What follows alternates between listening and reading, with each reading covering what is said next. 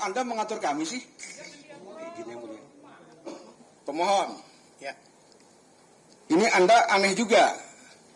Jangka waktu sudah masuk. Kemudian saya ingin menegaskan atau mengulangi kepada pemohon. Apakah betul dalam permohonan yang disampaikan pada tanggal 3 Agustus 2025 terdapat kalimat apabila dokumen memuat data pribadi yang tidak relevan, kurung buka misalnya NIM, koma, tanda tangan, koma, atau data sensitif lainnya, tanda tutup kurung, saya setuju jika dokumen tersebut disensor sebagian dalam tanda kurung redaksi untuk melindungi data pribadi tersebut. Ya, betul ada kalimat ini ya. Baik. Kemudian, jadi saya ulangi permohonannya ada 1, 2, 3 ya. Kemudian ada penjelasan apabila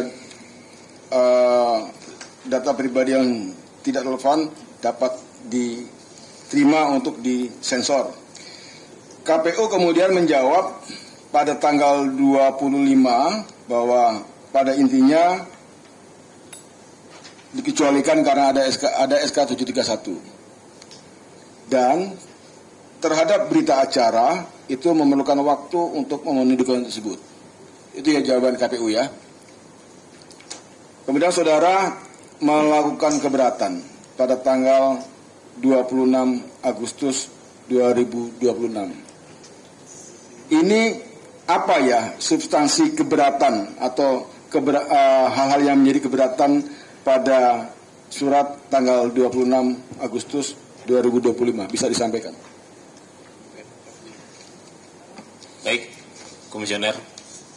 Jadi termohon itu sebenarnya hanya memberi satu salinan ijazah pada saat pertama ya, yaitu yang tahun 2019 dan satu. Nah, saya menunggu-nunggu kan termohon berjanji akan memberikan 2 lagi sisanya. Namun akhirnya diserahkan juga yang tahun 2014 dan tetap berita acara verifikasi yang saya minta untuk tahun 2014 belum diserahkan sampai detik ini.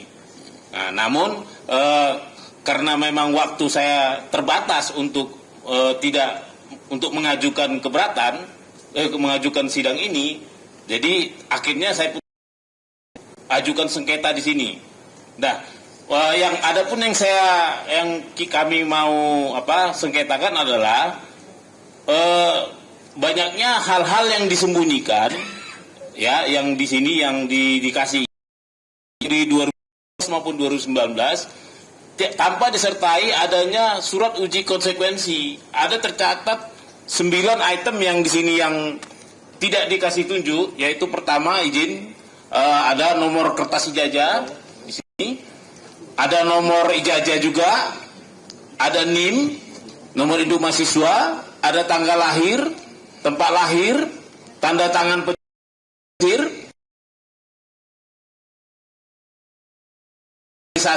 di pojok ini, ada juga tanda tangan rektor UGM, ada juga tanda tangan dekan Fakultas Kedokteran UGM.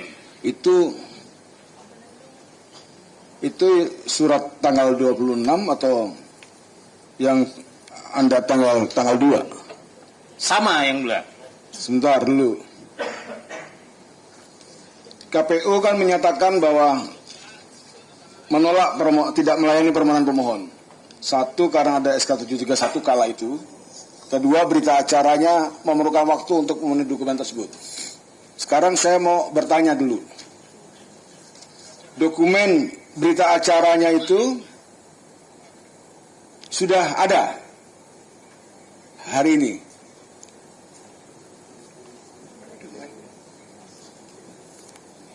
Atau pada saat bulan Oktober itu sudah ada belum? Karena di dalam surat saudara kan saudara menyatakan 73 ada dikecualikan, tidak diberikan karena ada SK 731. Kemudian berita acara penerimaan dokumen pencalonan dari KPU termohon memerlukan waktu untuk memenuhi dokumen tersebut. Nah, sekarang pertanyaannya, yang dokumen berita acara itu sudah ada atau belum per Oktober?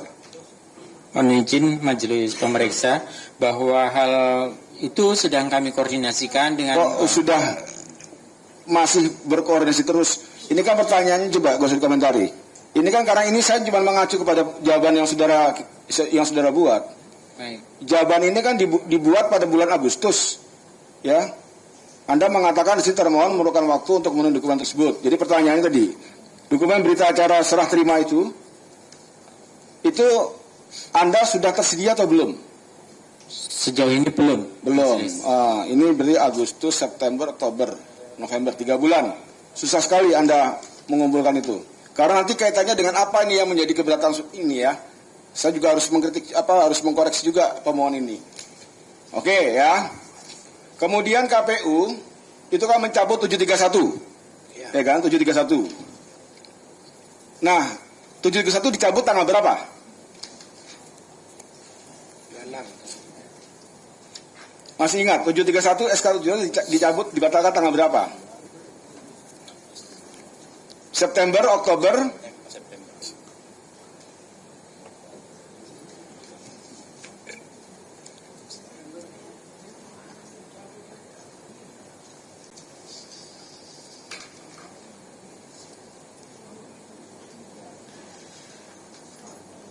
seingat saya September itu. 16 September kalau nggak salah. Ya. Ya. Ya, ini Terus cek. 16 September ya. ya suratnya sendiri nggak apa sendiri bagaimana sih? Coba. Udah, cukup. Jangan kawan. Ya. Oke, malah lebih tahu kami ya, gitu kan. Jadi Anda akan mencabut bulan September.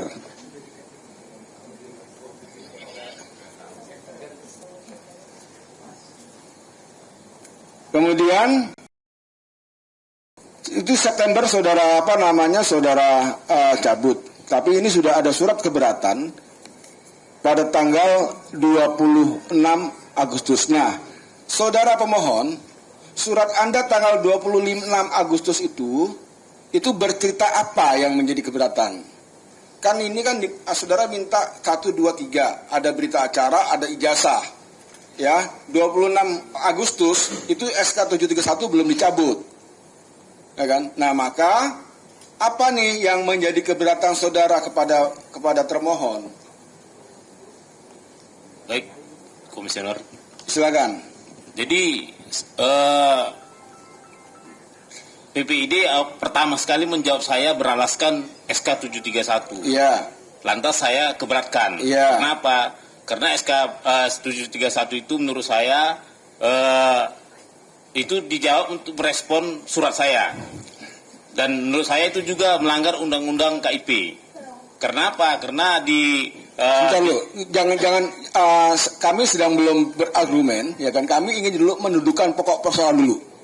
Ya kan ya, Anda minta 3. Ya kan, ada ijazah 2014, ada ijazah 2019 dan berita acara. Ya. Gitu kan ya? Dijawab oleh KPU bahwa ijazah tidak bisa diberikan karena ada SK 731. Ya. Tapi berita acara kami cari dulu. Bahasanya adalah kami termohon memerlukan waktu untuk memenuhi dokumen tersebut. Sampai batas waktunya kan tidak terpenuhi. Nah, Anda berkirim surat kepada KPU, keberatan. Ya kan? Nah, keberatan tanggal 26 Agustus 2025 ini keberatan terhadap apa? Apakah terhadap masalah waktunya yang berita acara dia minta perpanjangan atau keberatan terhadap SK 731-nya? Keberatan terhadap SK 731-nya. SK 731. Ada surat tanggal 25 yang tanggal 26 Agustus 2025. Termohon menerima surat keberatan yang tanggal 26 Agustus 2025. Menerima tetapi dalam hal ini. Iya, dari sini. Saya akan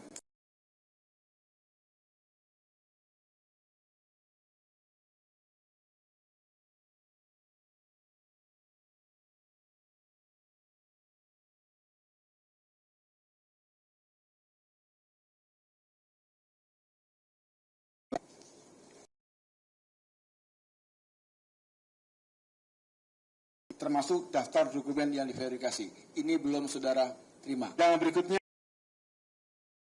yang akan ambil putusan kebijakan.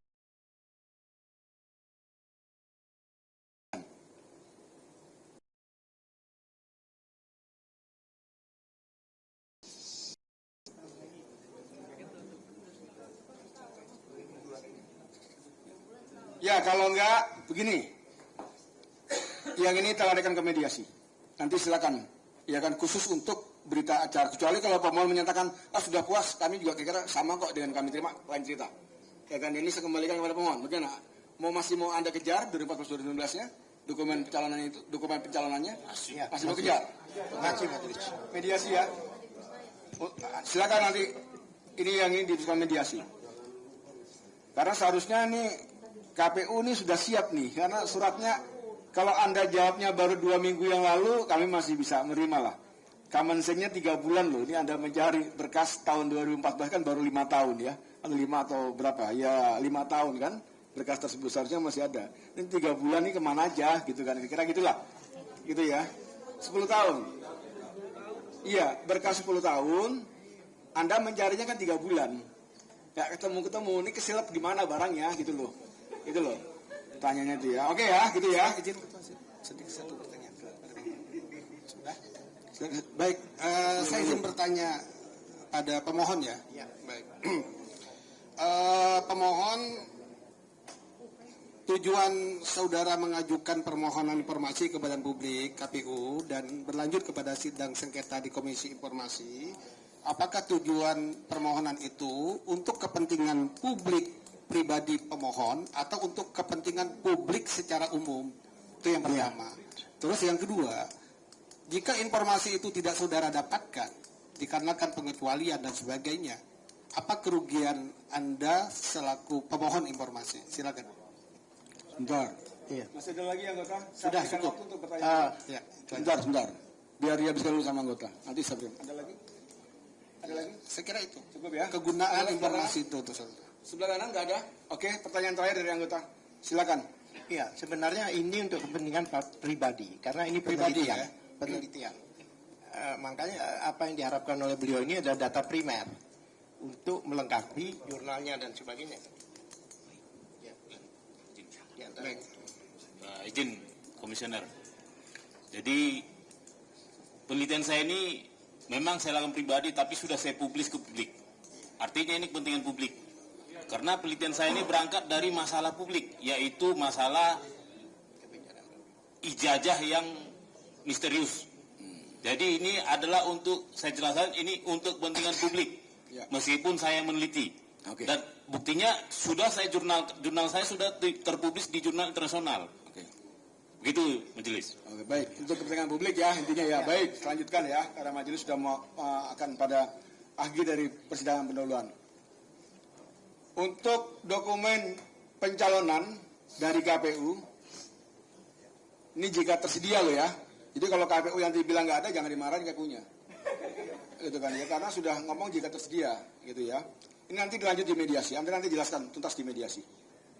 Kedua, salinan dokumen ijazah atas nama Joko Widodo yang digunakan sebagai persyaratan pencalonan Presiden Republik Indonesia periode 2019-2024 beserta berita acara penerimaan dokumen pencalonan dari KPU jika tersedia, berarti barangnya ada karena Anda sudah pernah terima, gitu kan ya.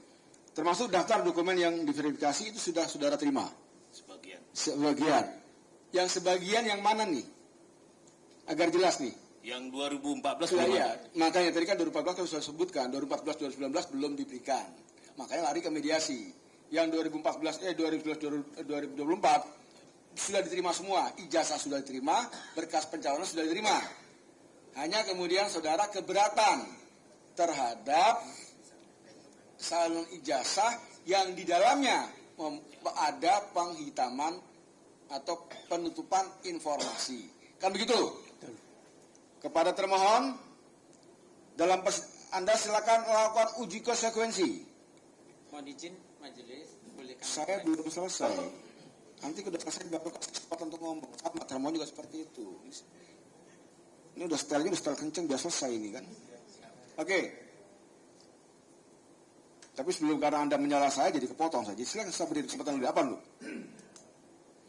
Mohon maaf majelis, mohon izin kalau diperkenankan karena tadi ada berita acara verifikasi yang melalui mediasi untuk kami memenuhi, apakah kami juga diperkenankan ketika nanti salinan ijazah Pak Joko Widodo itu juga kami melalui mediasi itu tadi?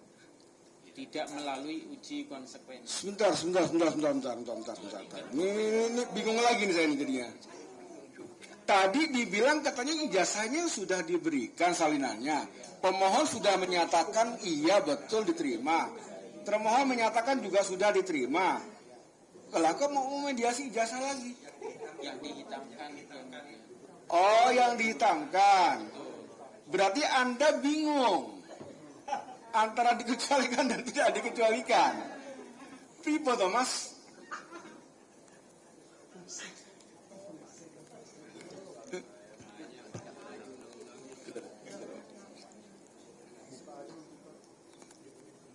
Bingung. Pegangan Mas kalau bingung. Ya, karena kami menambahkan aja. Izin Dipertegas saja. Dipertegas.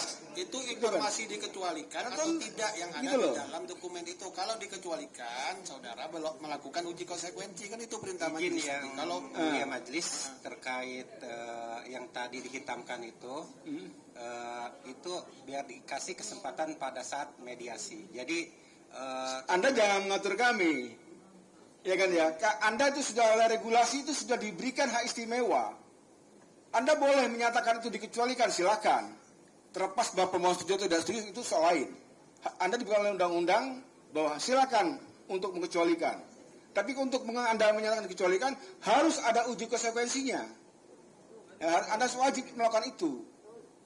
Jangan betul-betul saja komentar termohon. Nanti ini peringatan terakhir, kalau Anda masih berkomentar kursi dan petugas tolong diajak diam. Jangan dikeluarkan, diajak diam. Gitu ya. Nah sekarang ketika mau majelis mau ketok palu untuk diuji konsekuensi, Anda mau minta mediasi juga yang penghitaman. Nah sekarang majelis ketua anggota ini bertanya, ini sebenarnya informasinya itu bagaimana sih?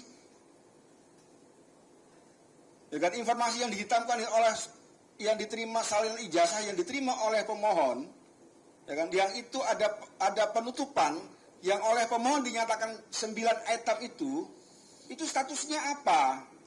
Dikecualikankah atau apa? Jangan bingung.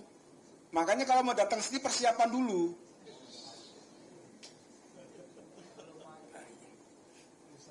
Nah, Anda menyatakan dikecualikan, diikuti sesuai dengan regulasi, disuruh uji konsekuensi, Anda bingung minta dimediasi.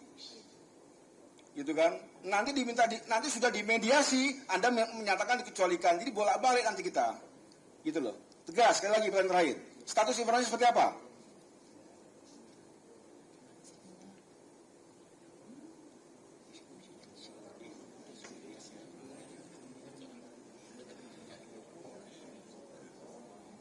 izin yang mulia majelis karena memang sebelumnya sudah ada perkara yang disidangkan di sini juga terkait perkara 071 itu kan terkait Perkara yang mana? Perkara kasus yang sama juga hampir mirip Pak. Ya, lalu apa hubungannya yang persidangan ini? Itu register yang kami berbeda. biar sinkron nanti mungkin untuk terkait dokumen tadi yang 9 item itu yang dihitamkan, kami minta mungkin kalau memang kiranya berkenan untuk dilakukan pada saat proses mediasi aja. Kok Anda mengatur kami sih? Izin yang mulia. Gitu loh. Itu cara berpikir dari mana itu? Jadi bingung kita majelis ini.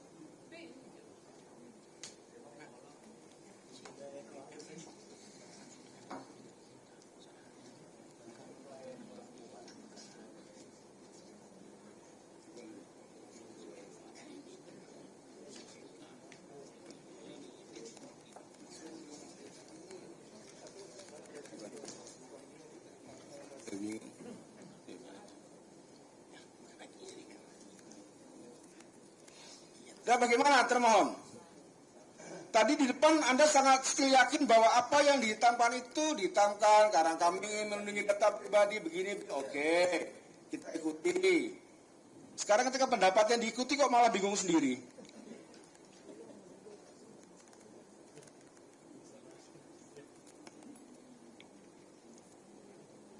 Oke, gak usah bertele-tele. Majelis putuskan bahwa Anda kami perintahkan untuk melakukan uji konsekuensi.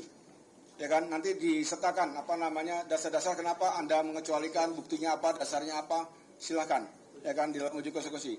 Anda kami beri waktu 1 minggu untuk melakukan uji konsekuensi. Ya kan, nanti pada persidangan berikutnya Anda bawa itu hasil uji konsekuensinya beserta bukti-buktinya, alat buktinya. Ya kan, sekaligus juga Anda bawa salinan dokumen yang memuat informasi yang dikecualikan itu. Ya, jadi perintah pada persidangan berikutnya Anda bawa hasil uji konsekuensi disertai dengan alat buktinya, gitu ya, alat buktinya.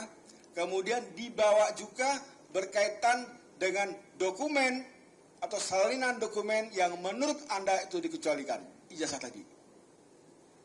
Nah, terhadap salinan ijazah yang memuat informasi yang menurut pemohon dikecualikan, maka pemeriksaannya tertutup, hanya majelis dengan termohon. Begitu, ya. Nah, persidangan berikutnya nanti pemohon silakan untuk memberikan jawaban terkait dengan apa yang dikecualikan berdasarkan hasil uji konsekuensi. Jadi persidangan berikutnya saudara juga memberikan bukti, ya kan? Mau mengajukan saksi ahli silakan. Pun begitu juga termohon, ya kan, untuk mengajukan saksi atau kalau ingin mengajukan saksi dan ahli, ya sama hal ini. Tapi besok kita karena termohon itu mengecualikan, kesempatan pertama kita berikan kesempatan kepada termohon. Demikian ya. Dengan demikian sidang saya nyatakan diskors.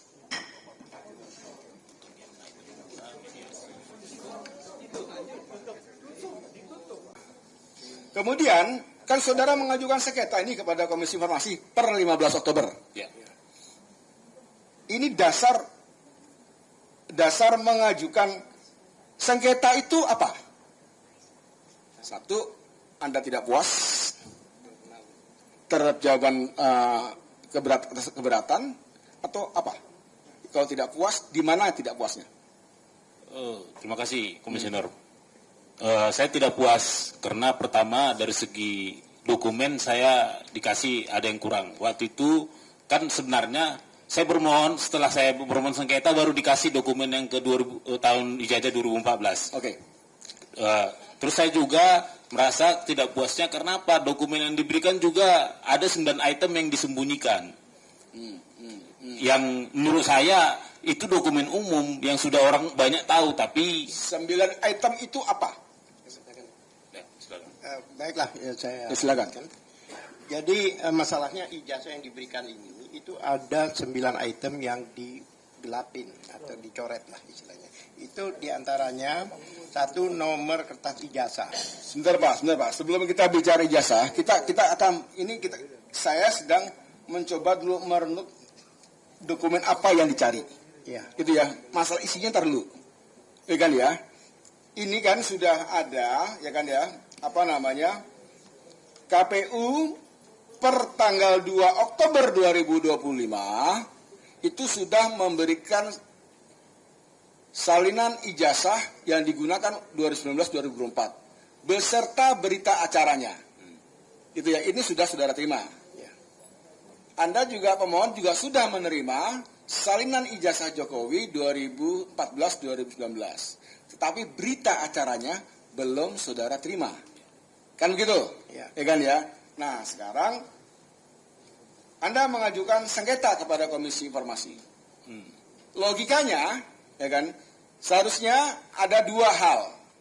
1, saudara tidak puas karena tadi dokumen yang 2014-2019 belum diberikan. Kedua, mungkin, ya kan, seperti saya katakan, ada penghitaman.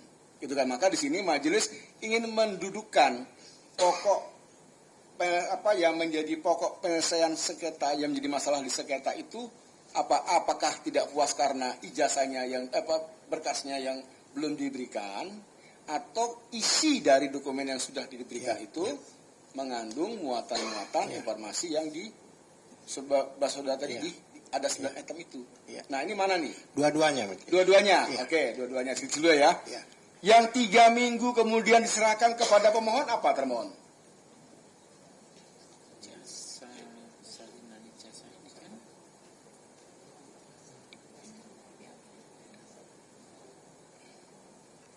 Tadi oke, susah jawab. Pemohon yang 3 minggu kemudian didapat apa tuh? Ijazahkah atau apa? Salinan ijazah terlegalisir Yang 2014, tahun 2014-2019. Oke, ya jadi itu yang 3 minggu kemudian didapatkan oleh saudara pemohon. Oke. Nah baru Pak, silakan Anda sampaikan alasan substansi keberatannya. Silakan. Baiklah, ijazah yang kami dapatkan itu 1 lembar ijazah, bahkan ukurannya beda dengan asli, lebih kecil, jadi tidak sesuai aslinya ya. Ini ada beberapa di sini, kalau saya bacakan di sini mungkin di majelis juga ada, yaitu di sini tidak ada namanya nomor ijazah, ini tidak ada nomornya. Itu yang dikatakan dihitamkan, tapi ini dihapus ya, bukan dihitamkan. Kemudian nomor ijazah, nomor induk mahasiswanya juga, yaitu NIM, tanggal lahir, tempat lahir, tanda tangan pejabat legalisir. Jadi di sini ada legalisir, ada stempel. Jadi tidak ada tanda tangannya dan juga tidak ada tanggalnya. Oke. Jadi kapan ini dilegalisir kami tidak tahu. Oke. Namanya ada, tapi tanda tangannya yang tidak ada ini. Oke. Kemudian tanda tangan pejabat yang legalisir tadi, kemudian tanggal legalisasinya tadi yang saya sebutkan. Kemudian satu lagi tanda tangan Rektor Universitas Gadjah Mada dan tanda tangan Dekan Fakultas Kehutanan UGM. Oke. Yang mana ini di dalam ketentuan undang bukan sesuatu yang harus ditutupin, maksudnya harus dikecualikan. Itu dalam pandangan pemohon ya. Iya. Oke. Nah, Baik. ini ada 3 hal ini. Jadi ijazah-ijazah yang kami dapatkan itu adalah ijazah yang berapa ada 9 ya. Item yang Oke. Berarti di dalam lembar dokumen salinan kopi ijazah yang saudara pemohon, baik ijazah 2019-2024 dan 2014-2019, pemohon keberatan karena dalam analis saudara ada bagian-bagian yang dikabulkan atau yang ditutup. Itu 9 item. Itu terhadap salinan ijazahnya. Sekarang terkait dengan berita acaranya, dokumen-dokumen berita acaranya. Kalau berita acaranya, Silakan. Supaya clear nih, karena ada 2 klaster permohonan. Permohonan ijazah, permohonan dokumen. Makasih. Jadi yang terkait dokumen verifikasinya tidak dikasih sama sekali. Belum dikasih sama sekali. Iya, makanya gitu. Ini kan yang Anda minta itu kan adalah berita acara penerimaan dokumen calonan. Jika tersedia. Ya kan, jadi ada dalam tanda kurung Anda menyatakan jika tersedia. Jadi kalaupun termohon menyatakan tidak tersedia, seharusnya saudara juga bisa memahami. Itu kan ya, karena Anda menyatakan jika tersedia. Kemudian kedua, termasuk daftar dokumen yang diverifikasi. Anda minta daftar dokumen yang diverifikasi. Gitu loh. Ini mesti clear nih. Kan berita acara penerimaan dokumen pencalonan jika tersedia, dan kemudian termasuk daftar dokumen yang diverifikasi. Tadi yang saudara berikan, pemohon berikan apa tadi? Berita acara apa? hasil verifikasi. Berita acara hasil verifikasinya, ya kan, bukan berita acaranya ya, hasil verifikasinya. Nah sekarang yang diberikan oleh termohon kepada pemohon sebagai dokumen itu sudah sesuai atau belum? Belum dikasih yang mulia. Majelis. Belum diberikan. Kan mereka berjanji, berarti barangnya ada. Belum diberikan. belum diberikan. Tadi yang saya bilang Itu yang 2019. Lah iya. Yang saya tidak puasnya kan yang 2014. Sebentar. Yang 2019, 2020, yang 2014 yang belum saudara terima, majelis tidak bertanya karena Anda belum menerima, belum melihat.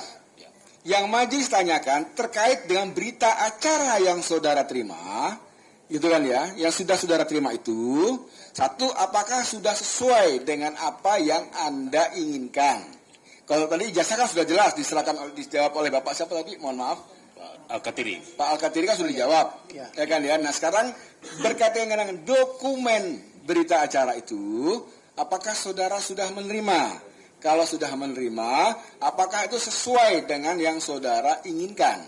Izin komisioner, Ya. saya kan keberatan. Oke. Pasti yang saya keberatkan adalah yang belum saya terima dan yang penghitaman. Yang sudah diberikan berita acara tahun 2019 saya tidak ada keberatan. Oke, jadi berita acara 2024 clear, Ya. tidak ada masalah, ya kan ya? Sekarang yang jadi problem adalah penghitaman Ya. informasi di dalam ijazah Ya. dan dokumen yang belum diberikan Ya. Ya. untuk 2014-2019. Oke, saya beri kesempatan kepada termohon. Ini untuk dokumen sama ya dengan yang 2019-2024, yang untuk 2014-2019 bagaimana statusnya? Apakah sudah ada barangnya? Mohon izin majelis masih kami cari. Masih dicari 3 bulan yang mencarinya karena sudah sejak 2 Agustus 25 gitu ya, gitu kan. Iya, enggak, kalau itikat baiknya kan seharusnya sudah sebulan yang lalu ada gitu kan, karena biasanya ini sudah tertuang dalam dokumen yang Anda susun gitu ya. Oke. Berarti terhadap dokumen yang 2014-2019 itu akan Anda berikan ya. Betul ya? Oke, sekarang berkaitan dengan norma-norma nomor ijazah, NIK, dan tanda tangan yang dihitamkan. Anda punya alasan? Karena kami sebagai badan publik itu melakukan prinsip kehati-hatian Oke. dalam melindungi data pribadi. Oleh Oke. karena itu kami mempedomani dari dalam undang-undang misalnya kayak administrasi kependudukan. Oke. Itu jadi menurut kami bahwa tanda tangan, nomor-nomor tadi seperti yang disebutkan 9 item itu tadi memang itu kami hitamkan. Kenapa? Karena itu tadi melindungi data pribadi yang bersangkutan. Anda kecualikan gitu ya? Kami belum mengecualikan. Ya, apa bedanya tidak mengecualikan, tidak memberikan? Ya, bentek lagi ya tentang keterbukaan informasinya ya. Coba kursi untuk termohon teman-teman yang di kursi sidang gak usah dikomentari ya, gitu kan ya. Jadi kan Anda menghitamkan, oke, Anda beralasan bahwa itu untuk melindungi kepentingan atau data pribadi, ya dan lain-lain, gitu kan? Berarti kan Anda mengecualikan, betul? Coba yang PPID-nya siapa nih? Yang kan sudah menerima kuasa ini, kan sudah sering dilatih juga oleh Komisi Informasi berkaitan dengan tata kelola informasi publik. Ya, Ini bagaimana nih statusnya nih? Silakan dijawab dulu. bahwa kami belum melakukan uji konsekuensi, tetapi Oke. bahwa dokumen tersebut memang Informasi tersebut terbuka. bukan dokumen, kalau dokumennya Anda sudah berikan. Berkas tersebut itu memang terbuka tetapi terbatas. Terbatas yang kami maksud adalah ada bagian-bagian tertentu yang memang itu merupakan data pribadi. Oleh karena itu kami hitamkan atau kita. Lah iya, saudara menghitamkan itu hak saudara sebagai badan publik, ya kan ya. Itu namanya Anda mengecualikan, gitu loh kan ya. Itu nggak apa-apa, kita hargai hak tersebut. Pertanyaannya kan kemudian dengan mekanisme apa saudara mengecualikan itu? Apakah dengan sudah ada uji konsekuensinya kah? Atau bagaimanakah? Kan nggak cuma asal atas dasar undang-undang pribadi kami melindungi, nggak, tidak begitu Bapak. Siap. Gitu kan ya. Udah uji konsekuensi itu belum? Belum. Belum. Jadi belum melakukan uji konsekuensi terhadap informasi-informasi yang dihitamkan. Tapi Anda menyatakan itu dikecualikan. Begitu? Oke. Pemohon. Ya. Ini Anda aneh juga. Di dalam permohonannya Anda menyatakan apabila dokumen memuat data pribadi yang tidak relevan, misalnya ya kan NIM, tanda tangan, atau data sensitif lainnya, saya setuju jika dokumen tersebut disensor sebagian. Artinya, ya kan beberapa hal yang tadi Anda nyatakan itu dihitamkan atau ditutup, gitu kan ya. Saudara kan menyatakan tidak masalah di sini. Lalu kenapa kemudian ada pengajuan sengketa karena ada penghitaman? Silakan disampaikan. Izin komisioner. Bahwa sebaiknya dibaca di bawahnya. Kenapa? Sesuai dengan ketentuan Undang-Undang KIP dan Undang-Undang PDP. Sesuai dengan Undang-Undang KIP hak mewajibkan harus ada uji konsekuensi. Makanya saya keberatan. Sebentar, pemohon. Ya kan ya. Itu kan nextnya ya. Makanya tadi majelis mengkonfirmasi berkas yang saudara kirimkan sebagai permohonan. Ya kan? Apakah betul apakah dokumen memuat data pribadi yang tidak relevan? Misalnya NIM, tanda tangan atau data lainnya. Saya setuju jika dokumen tersebut disensor sebagian untuk melindungi data pribadi tersebut. Ini di bagian permohonan. Gitu kan. Kalau surat Anda yang tanggal 25 ini kan bukan permohonan, ini adalah tanggapan keberatan. Gitu kan. Maka majelis bertanya supaya menjadi terang benderang dalam persidangan ini. Gitu kan. Dan juga nanti melindungi hak saudara sebagai pemohon. Di satu sisi di dalam permohonannya Anda menyatakan demikian, tapi kemudian keberatan berkaitan dengan penghitaman tersebut. Gitu kan. Maka silakan dijelaskan dalam persidangan ini. Gitu kan. Kenapa? Apakah kemudian kami berubah? Ya kan, apa kemudian kami salah membuat permohonan atau apa? Nah, tadi kan juga anggota sudah bertanya, apakah ada hal lain yang mau ditambahkan? Ya kan tidak ada, maka majelis mempertegas ya kan permohonan dan alasan permohonan. Silakan. Boleh saya jelaskan majelis? Itu sebenarnya yang dimaksud setuju jika diatur oleh undang-undang dan ketentuan. Itu maksud yang bersangkutan. Dan satu hal lagi, kami keberatan bahwa penghitaman itu berdasarkan asumsi, bukan berdasarkan undang-undang dan ketentuan.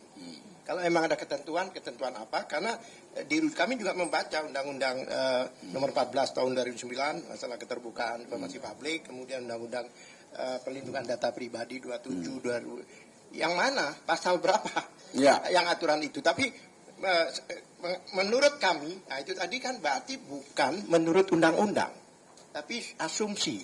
Nah, ini kami keberatan. Iya, nggak apa. Itu menjadi haknya pemohon juga ya. Jadi gini, kita tahu bahwa mengecualikan informasi itu juga haknya badan publik. Tapi untuk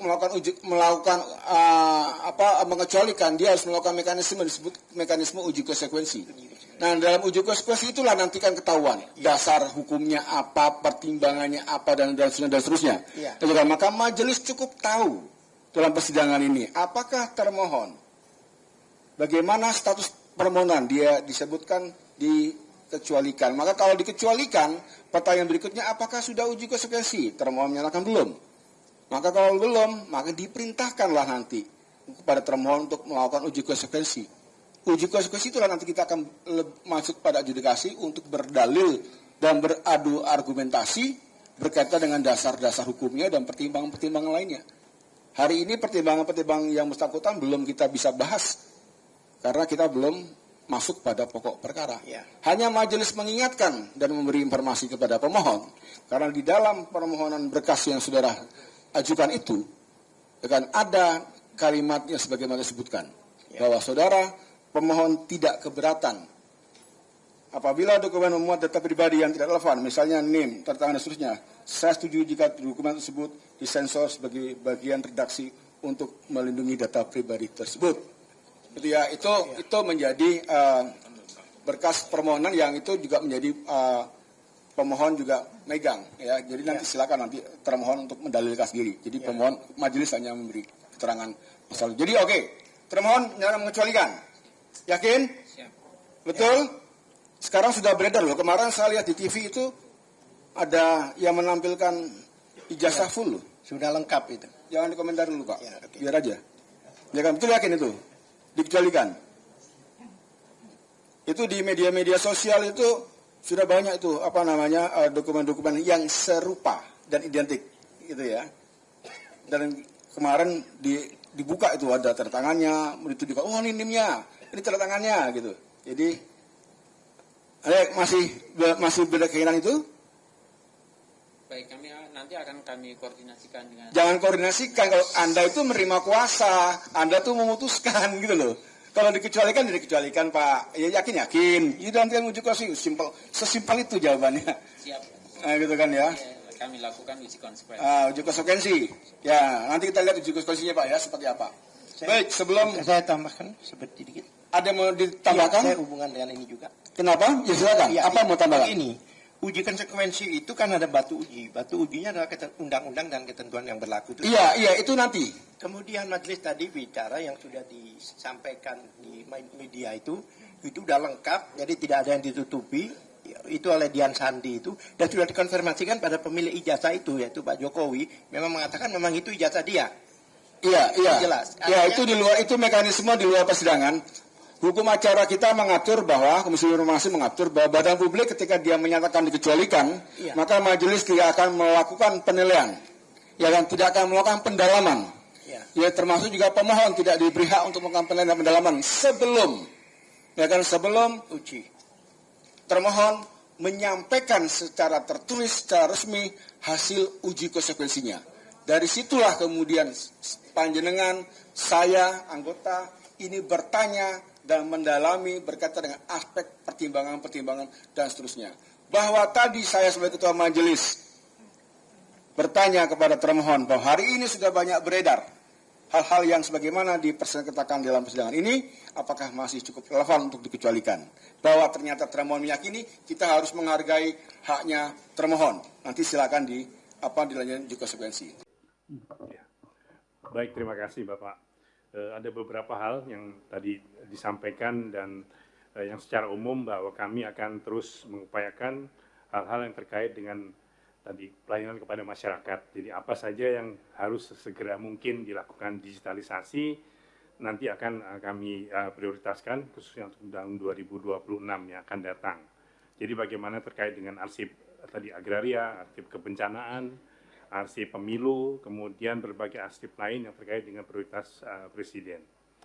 Kemudian juga yang terkait tadi dengan pertanyaan yang saat ini sedang ramai juga bahwa ijazah itu seperti apa. Jadi kalau izin kami menjelaskan terkait dengan kalau kita bicara arsip itu kan sesuatu yang harus otentik, yang asli begitu ya Pak ya. Sehingga kalau kita bicara ijazah saja maka ijazah itu biasanya selalu disimpan oleh yang punya ijazah.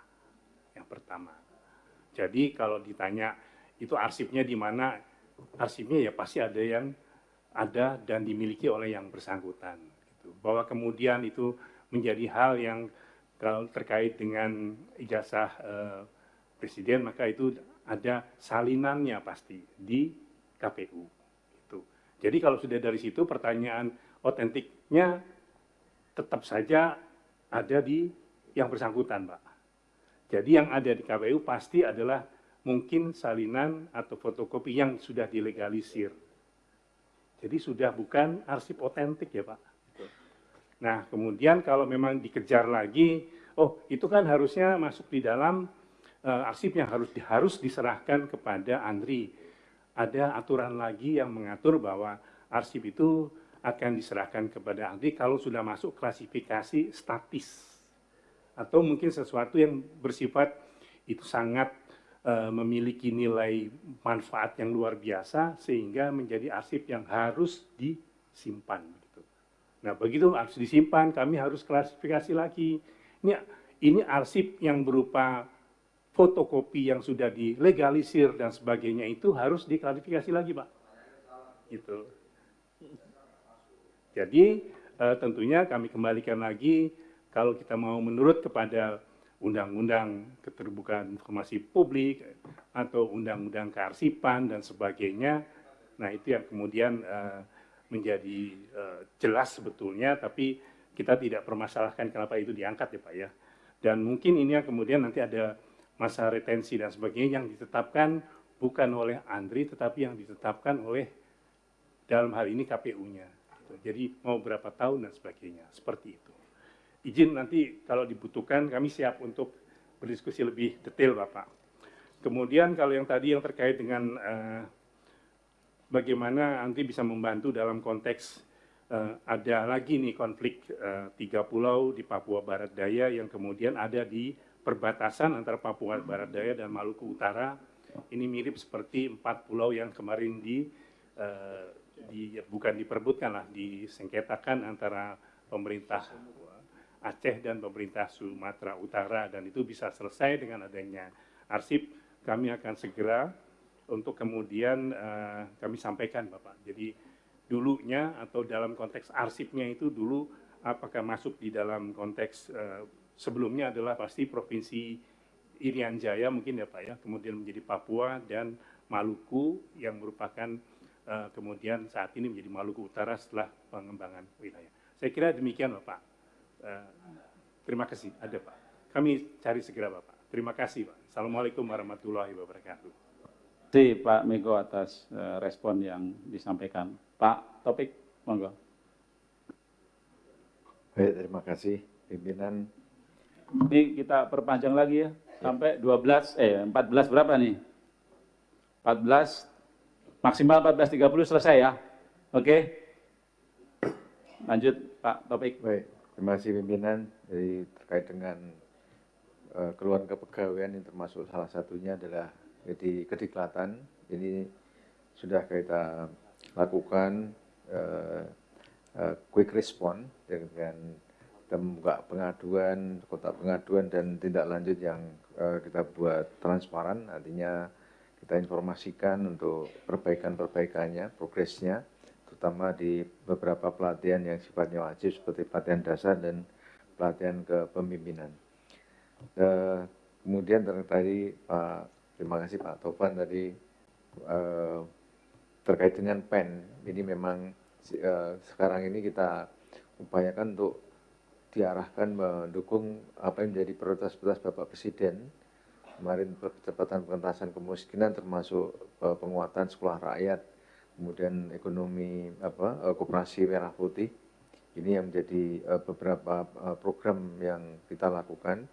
Tapi kami sangat setuju Bapak dengan tadi gagasan yang sangat bagus. Kita akan koordinasi dengan Kementerian Dalam Negeri karena ini menjadi ranah Kementerian Dalam Negeri dalam pembekalan untuk kepala daerah termasuk program-program retreat. Nanti insya Allah kita akan lakukan koordinasi dan penguatannya. Kemudian tadi terima kasih Pak Aziz tadi menyampaikan mengenai infrastruktur AI. Memang sementara ini kita sedang kolaborasi dengan beberapa korporasi seperti Microsoft, kemudian dengan ESQ juga untuk penguatan-penguatan AI di dalam pembelajaran pelatihan kepemimpinan khususnya. Tetapi tahun ini juga, akhir tahun ini kita sudah mulai juga Bapak untuk membangun kapasitas kita. Masih nyicil karena memang anggarannya ini tidak banyak, tetapi alhamdulillah kita dapat support dari beberapa korporasi seperti Edubion, Kubisa dan seterusnya yang sudah memang advance di sana agar kita punya kemandirian dalam hal tadi teknologi ya dalam pembelajaran. Karena ini memang sebuah keharusan kita punya dukungan teknologi AI seperti yang kita sekarang sedang persiapkan bagaimana kita peserta yang ASN yang belajar akan didampingi namanya coach AI. Ya, jadi coach dari AI ini yang sekarang lagi kita perkuat agar mereka bisa lebih interaktif lagi, lebih kemudian disesuaikan dengan kebutuhan mereka yang spesifik di dalam pengembangan kompetensi. Kemudian juga di dalam kognisi bangsa ini kami sedang merombak kurikulum pelatihan kepemimpinan. Kami sangat setuju tadi memang ini penguatan wawasan kebangsaan. Kita juga kerjasama dengan Dewan Pertahanan Nasional. Bagaimana memperkuat tadi terutama dari pelatihan dasar, kemudian juga pelatihan kepemimpinan ini agar ada kognisi kebangsaan yang semakin kuat. Kemudian tadi beberapa pertanyaan, Pak Mardhani terima kasih tadi dukungannya. Ini memang integritas ini kuncinya Bapak. Ini kalau kita meleset memang sebagai lembaga pendidikan menjadi tidak lagi punya makna. Kita sudah melakukan dari standar pelayanan kami, Pak ISO untuk anti penyuapan, gratifikasi yang itu selalu kita tekankan. Di samping itu juga kurikulum, mulai dari pelatihan dasar sampai kemudian yang pelatihan paling tinggi, kita pastikan itu semuanya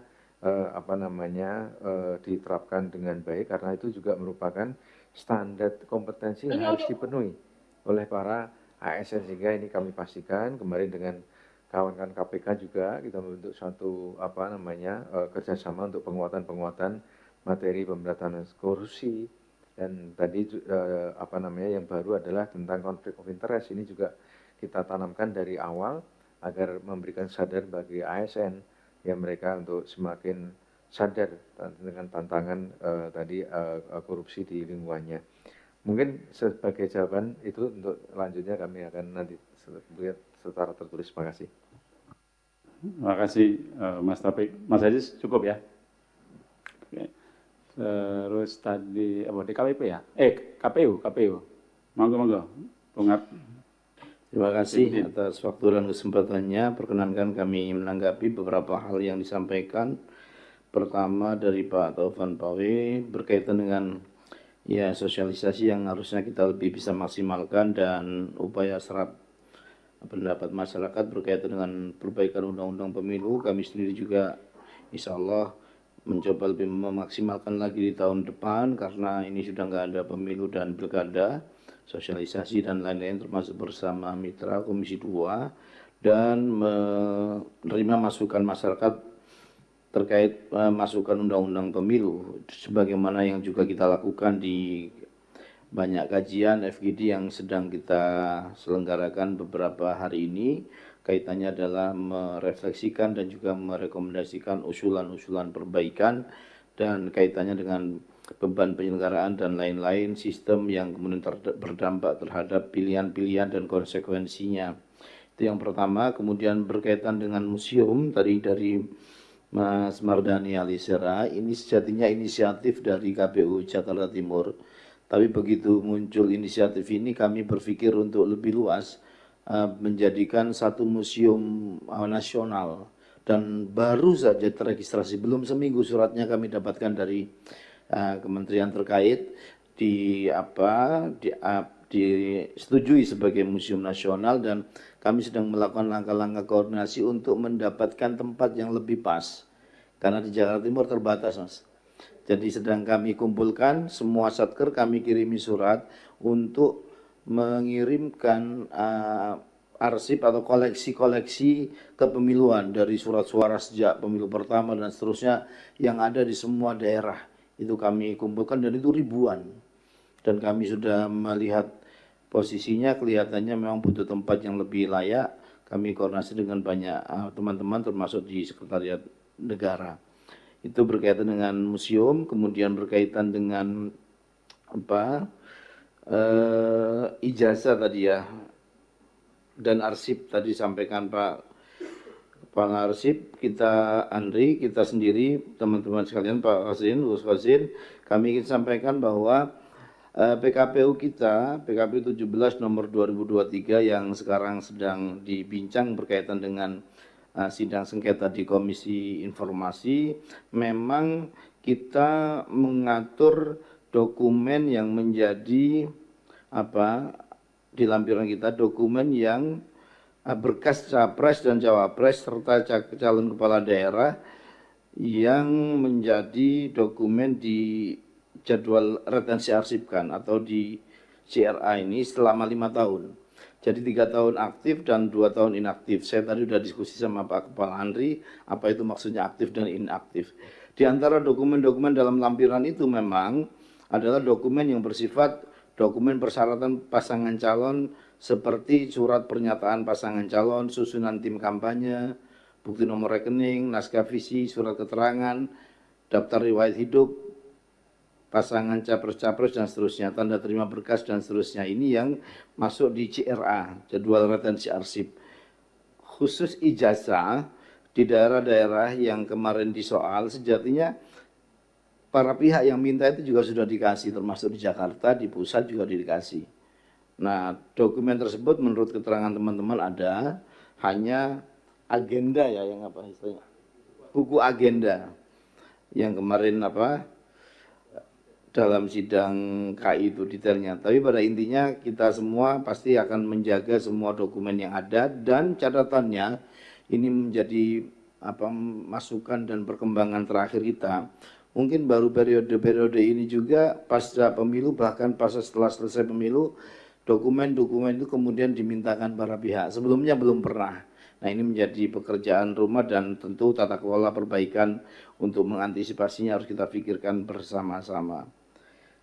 Saya kira itu berkaitan dengan tadi Mas Bimo, kami setuju dan ini sudah menjadi program kami bahwa Di antara dua program prioritas nasional itu adalah soal pemeliharaan data pemilih, yang dalam prakteknya setiap 6 bulan kita melakukan pemutakhiran daftar pemilih berkelanjutan. Ini sebagaimana amanat Undang-Undang 7 dan juga pendidikan pemilih terutama di kawasan terluar terjauh.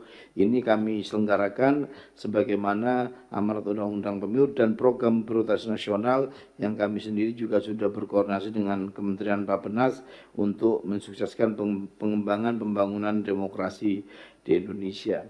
Saya kira itu dari kami yang dapat saya sampaikan. Terima kasih. Mohon maaf kalau ada yang kurang. Assalamualaikum warahmatullahi wabarakatuh. Waalaikumsalam warahmatullahi wabarakatuh. Terima kasih Bung Afif. Selanjutnya Bawaslu, Bung Bagja, Ketua Bawaslu, silakan. Terima kasih, pimpinan.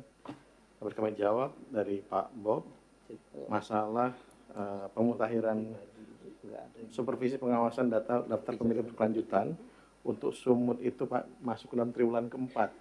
Karena triwulan keempat itu pada bulan November dan Desember, karena pada saat inilah kemudian akhir nanti pemutakhiran akan dilaksanakan tidak salah 6-8 untuk tingkat kabupaten kota, sampai dengan akhir nanti pada masa tanggal 16 Desember di tingkat 16 atau di KPU tanggal 16 Desember tingkat pusat. Jadi kami memasukkan sumut itu di daerah 21 daerah setelah pada saat triwulan keempat Pak, izin. Kemudian untuk anggaran P2P dan pengawasan daftar pemilih berkelanjutan memang anggaran yang didapat dari Bappenas. Jadi bukan kami yang memberikan anggaran tersebut, tapi dari teman-teman dari Kementerian Bappenas, sehingga masuk dalam program prioritas nasional untuk program pengawasan partisipasi, pengawasan pemilu partisipatif, dan juga pengawasan daftar pemilih berkelanjutan. Kemudian dari untuk belanja non-ops, jadi mohon maaf tadi tidak saya bacakan Pak, penguatan kapasitas sumber daya manusia jajaran pengawas pemilu dan sekretariat pengawas pemilu itu ada pada dana non-operasional. Sudah kami anggarkan dan pada saat ini kami teman-teman sudah melaksanakan untuk teman-teman staf ASN melaksanakan Diklat PIM dan juga PKN di teman-teman eselon 1 sampai dengan eselon 4 untuk melakukan itu, dan kemudian untuk penguatan teman-teman SDM komisioner kami sering melakukan FGD dan juga hal-hal yang berkaitan dengan penguatan kelembagaan melakukan secara daring. Kemudian dari Pak Taufan Mawane, Satker Bawaslu, memang kalau KPU semua Satker sudah ada Pak dengan kabupaten kota. Kalau Bawaslu karena dia baru jadi masih bertahap, dan kemudian ini juga menjawab dari Pak Zulfikar Arse mengenai UKM penganggaran. Kami sudah mengusulkan kepada Menpan RB untuk melakukan peningkatan untuk pembenahan UKM di kabupaten kota sekitar 256, namun atas dasar konsultasi dengan Menpan RB karena usulan tahun kemarin itu harus disesuaikan dengan peraturan yang baru di Menpan RB. Jadi untuk UKM itu tergantung dari Menpan RB juga Pak. Jadi bukan pada kami sudah mengusulkan, namun Kemenpan RB minta agar diajukan dengan instrumen yang baru yang sesuai dengan pedoman Menpan RB. Kemudian juga dalam program Bawaslu penguatan kelembagaan, sistem kepemiluan menjadi catatan dalam seminar ataupun acara penguatan kelembagaan. Sebagai hasilnya kami lagi menyusun semua perbincangan kita di penguatan kelembagaan, baik usulan dari masyarakat atau juga keterangan dari anggota Komisi 2 yang hadir dalam penguatan kelembagaan, dan akan kami sampaikan kepada Komisi 2 tentang bagaimana beberapa usulan dari teman-teman stakeholder yang ada di penguatan kelembagaan yang kami telah telah lakukan dalam tahun ini. Kemudian dari Pak Arya Bima juga kolaborasi dengan pengawas pemilih berkelanjutan masih terus lakukan, dan juga tentang partisipasi masyarakat untuk program P2P tetap kami lakukan Pak.